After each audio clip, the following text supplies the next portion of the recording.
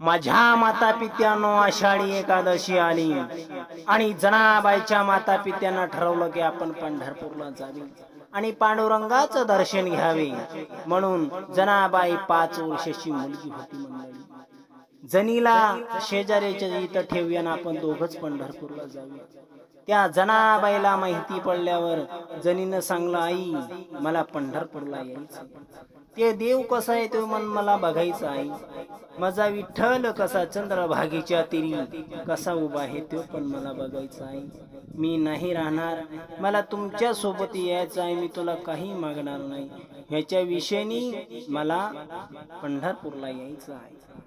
मग जनाबाईनं हट्ट धरला. बाल हट्ट, स्त्री हट्ट, एका राजाच्या पोरानं हट्ट धरला. लागलं लढायला, मला हत्ती पाहिजे. आता हत्तीची किंमत पाहिली तर करोडापर्यंत. आता हत्ती कसा द्यायचा? मग त्या राजानं एक प्रधान बोलवलं आणि प्रधान बोलवल्याच्या नंतर त्यानं एका कागदावरती आपलं चित्र उतरवलं, हत्तीचं चित्र उतरवलं महाराज. आणि रंग दिल्यानं मात्र हत्ती चांगला दिसतो. दिला त्या पोराला हत्ती घेऊन.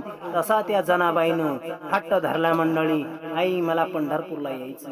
मी तुम्हाला काही त्रास देणार नाही, मी तुला कधी खायला मागणार नाही, पण मला पंढरपूरला यायचं.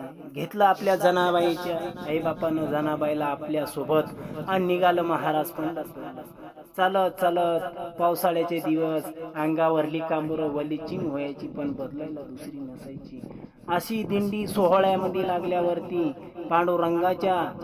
पांडुरंगाच्या पंढरपूरला जनाबाईचे माता पिता निघले.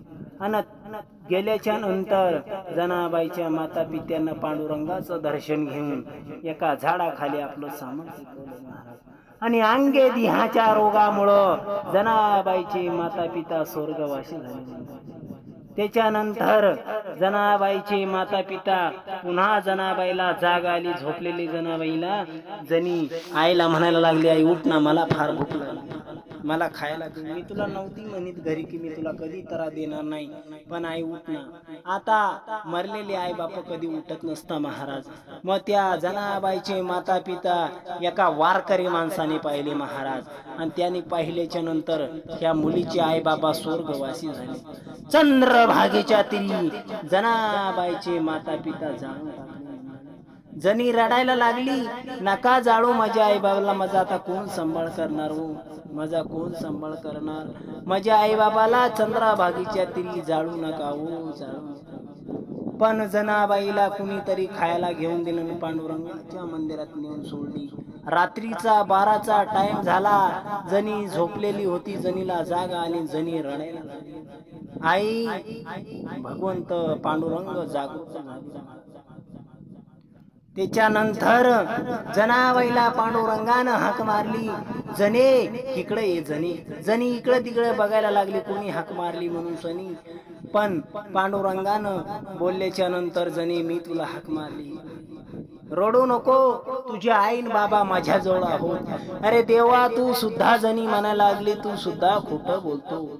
चंद्रभागेच्या तीरी माझे आई बाप त्या पंढरपूरच्या लोकांना जाळून टाकले. तू म्हणे की माझ्या पै आहे. हा जनी पांडुरंगानं सांगितलं आहे ते माझ्यापाशी. तू बोल त्यांच्याशी, ते तुझ्या बोलतील. मग जनीनं हाक मारली. आई भगवंताच्या रुद्रातून आवाज आला की म्हटल्या, जने आम्ही देवाजवळ आहोत, तू काही काळजी करू नको.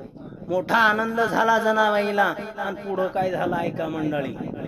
नित्य ती आठवित गोविंदा, नित्य ती आठवित गोविंदा, रात्र दिवस पडली हरीच्या पंदा.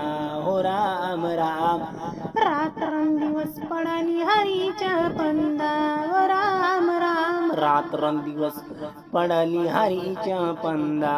हो राम राम, रात्र दिवस पडली हरीच्या पंदा. हो राम राम. जनीनं दळण दळायला घातलं तर देव जाते ओहू लागायचा. अशी सगळी कामं पांडुरंगानं जनाबाईच्या सोबत करावे. भगवंतानं जनीची वेणी घालावी.